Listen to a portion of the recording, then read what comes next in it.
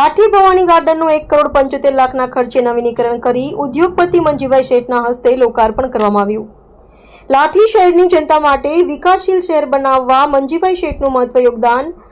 નગરપાલિકા અને મંજીભાઈ શેઠના અનુદાનથી ભવ્ય ગાર્ડન મળતા લોકોમાં હર્ષોલ્લાસ।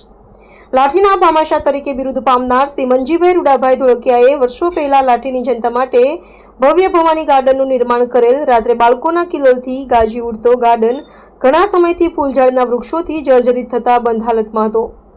લાઠીના ભામાશાહ મંજીભાઈ શેઠના હૃદયમાં હંમેશા હું લાઠીનો અને લાઠી મારું એવી મનોભાવના ધરાવતા હોય। તેઓ ભલે બહાર વસતા હોય પણ લાઠી માટે હંમેશા સંવેદનશીલ રહેતા હોય। બગીચાની પરિસ્થિતિ જોતા તેમણે રાજ્ય સરકાર દ્વારા પાલિકાને મળતી ગ્રાન્ટનો સદુપયોગ થાય તેવા ઉમદા વિચારો સાથે પોતે જોડાઈ પોતાનો સહયોગ આપી ભવાની ગાર્ડનને રીડેવલપમેન્ટ કરવા બીડું ઝડપ્યું। તારીખ 17/4/2025ના રોજ ભવાની ગાર્ડનને ખુલ્લો મૂકવામાં આવ્યો, જેમાં રાજકીય મહાનુભાવો સહિત લાઠીની જનતા વિશાળ મેદનીમાં ઉપસ્થિત રહી। શ્રી મંજીભાઈ શેઠનું ઢોલદ્રાસા સાથે ભવ્ય સ્વાગત સાથે ગાર્ડનને ખુલ્લો મૂકતા બાળકોના કિલોલથી ગુંજી ઉઠ્યું હતું। સાથોસાથ ભવાની સર્કલ પાસે નવા ગેટનું નવનિર્માણ થવાનું હોય તેનું ભૂમિપૂજન શેઠ શ્રી મંજીભાઈ તેમજ તેના ધર્મપત્ની અને સંતોની હાજરીમાં કરવામાં આવ્યું હતું। રાજ્ય સરકારના અમૃત મિશન અંતર્ગત આ ભવ્ય ભવાની ગાર્ડનનું નવીનીકરણ કરતા શહેરની 18 આલમના લોકો વેપારીઓએ શ્રી મંજીભાઈ શેઠનો ખૂબ ખૂબ અભિનંદન આપ્યા હતા।